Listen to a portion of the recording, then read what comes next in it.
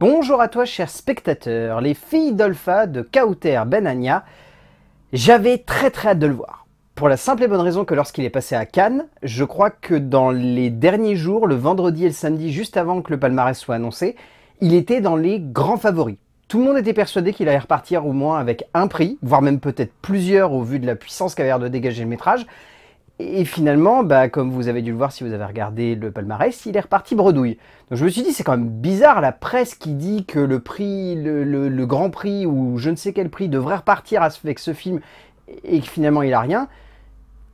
Pourquoi autant s'emballer pour un film qui finalement semble passer complètement inaperçu auprès du jury? Le résumé pour faire simple, la réalisatrice Kauter Benania nous invite à découvrir l'histoire assez folle d'Alpha, la mère de 4 jeunes femmes dont elle a cherché à s'occuper du mieux possible et qui n'ont pas connu que de belles choses dans leur vie respective. Ça restera une interrogation, hein, honnêtement, pourquoi il n'est pas reparti avec un prix.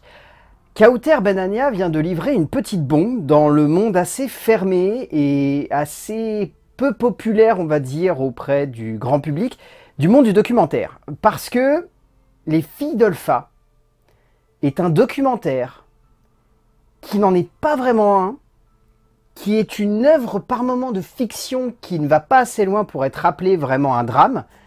C'est l'équilibre parfait entre ce que l'on attend d'un documentaire et ce que l'on attend d'une fiction. C'est un film qui parvient de manière très équilibrée et je vais essayer de rester le plus vague possible pour que vous ayez le plus de surprises en voyant le film. Parce que même moi, j'étais complètement perdu. J'entendais à gauche et à droite que c'était pas vraiment un documentaire, que c'était une fiction, mais qu'en même temps la fiction ne prenait pas trop le pas sur le documentaire. Donc on était un petit peu à mi-chemin entre les deux.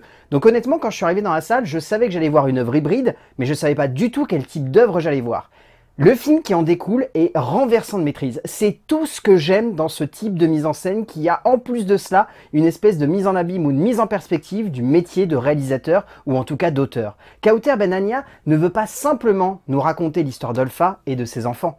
Elle veut nous raconter quelque chose de beaucoup plus profond. Elle veut nous raconter toute la difficulté qu'il peut y avoir à construire un documentaire. Elle veut nous raconter également un espèce d'envers du décor de ce qu'on voit par exemple sur la quasi-totalité des documentaires Netflix, vous savez, cette petite remise en scène en fait de la réalité avec des acteurs dont on voit généralement jamais le visage. Il y a aussi beaucoup de youtubeurs qui se servent de ça avec des stock shots ou avec des images qui sont eux-mêmes tournées.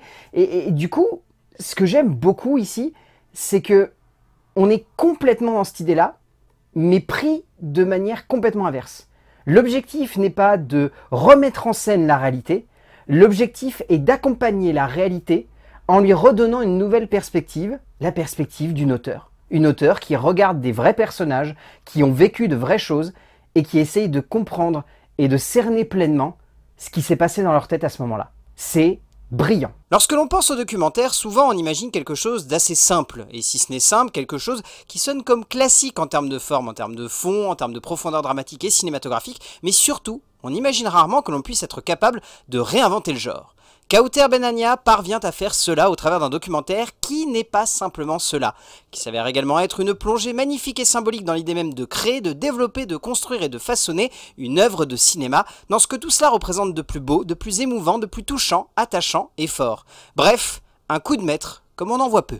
En termes d'écriture et de mise en scène, Kauter Benania, elle a réussi encore une fois ce que j'estime être un travail titanesque parce que honnêtement, réussir un tel projet de A à Z avec la structure globale qu'a le récit, avec la forme qu'a la mise en scène, avec la profondeur qu'a l'écriture, avec l'ambiguïté qui accompagne ces personnages et qui permet à la fois de mettre en relief ce qu'ils ont ressenti à ce moment-là, mais aussi de prendre du recul sur leur vie.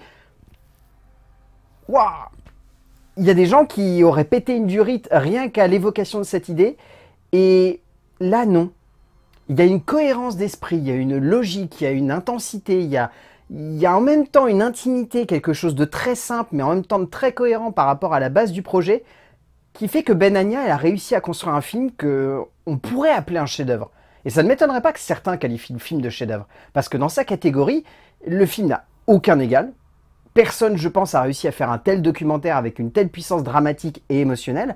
Et en même temps, il y a cette simplicité qui accompagne l'ensemble et qui nous fait simplement remettre en perspective constamment la place de la mère dans une famille et la place aussi des enfants au sein de celle-ci.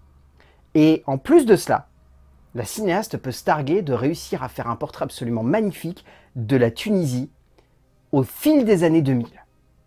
Et c'est renversant. à quel point elle arrive à juxtaposer tous ces éléments-là.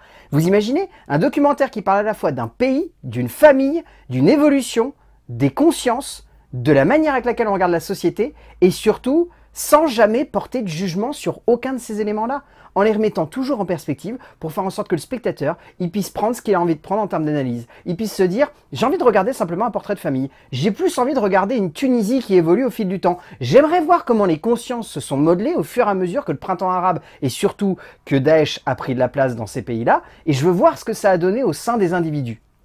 Vous voulez ça? Vous avez tout dans les filles d'Olpha. C'est absolument dingue. Dans ce fond, ce scénario, la cinéaste tunisienne met tout ce qui fait l'histoire et la puissance de son pays, de sa société, de sa manière de voir la famille, dans ce que celle-ci peut avoir de plus archaïque mais également de plus progressiste, en peignant par là même le portrait d'une société changée par les printemps arabes. Dans cette forme, cette mise en scène, l'auteur s'amuse à brouiller les frontières entre ce que l'on peut fantasmer, ce que l'on peut imaginer, ce que l'on peut concevoir et créer autour d'une histoire aussi rocambolesque que finalement très anecdotique au cours de cette mère et de ces 4 jeunes femmes et filles qui ont évolué avec la mentalité de leur pays pour un moment aussi terre à terre dans son traitement que ludique et énergique dans sa logique de fiction documentée. C'est une œuvre rare, un film fort, une proposition sonnant comme nulle part ailleurs, un documentaire qui n'en est pas totalement un, et une fiction qui n'a rien de si imaginaire que cela. En termes de casting / témoignage, parce que je pense qu'on peut parler des deux, encore une fois, je vous spoil pas la barrière qu'il y a entre réalité et fiction. Mais disons qu'en termes d'interprétation, il faut saluer End Zabri, il faut saluer Nour Karouaï, il faut saluer Ishraq Matar ainsi que Majd Mastoura. Tous les 4 sont excellents. Je ne vous dis pas encore une fois ce qu'ils font, mais tous les 4 sont excellents. Mais surtout, il faut parler d'Olpha, il faut parler d'Eya, il faut parler de Taïsir. Ces 3 jeunes femmes sont magnifiques, elles sont bouleversantes. On les accompagne du début à la fin, leur témoignage est à fleur de peau. Et le fait qu'en plus, il y ait tout un travail autour de la remise en scène de leur vie, ça renforce encore plus le lien qu'on entretient avec elles. Et ça rend le tout absolument magique à suivre. Le témoignage de cette mère et de ses 2 filles donne lieu à quelque chose de rare. Un instant où ce documentaire, qui aurait pu être simple, devient encore plus fort. Quant à 3, elles se remettent à jouer et réinterpréter leur vie pour se comprendre. Au bout du compte, Les filles d'Olpha, c'est ce genre de documentaire où à peine sorti de la salle, on est complètement estomaqué par le projet, par l'ambition, par la démesure, par l'intensité, par la générosité aussi filmique, cinématographique, mais également émotionnelle et intime qui se dégage d'un tout, qui ne cherche pas uniquement à dresser un portrait, mais qui cherche à expérimenter, à proposer quelque chose de différent de ce qu'on a l'habitude de voir au sein du cinéma. Et rien que pour ça, j'ai envie de saluer la proposition. Parce que c'est pas uniquement une proposition, c'est un aboutissement. C'est un aboutissement. Peut-être que c'est un poil long, mais c'est vraiment le seul défaut que je pourrais pointer sur Les filles d'Olpha de Kaouter Benania, parce que c'est chapeau bas. C'est renversant de faire un film comme ça et c'est brillant d'avoir réussi à aussi bien le faire et à aussi justement toucher le spectateur. Donc bravo. A plus.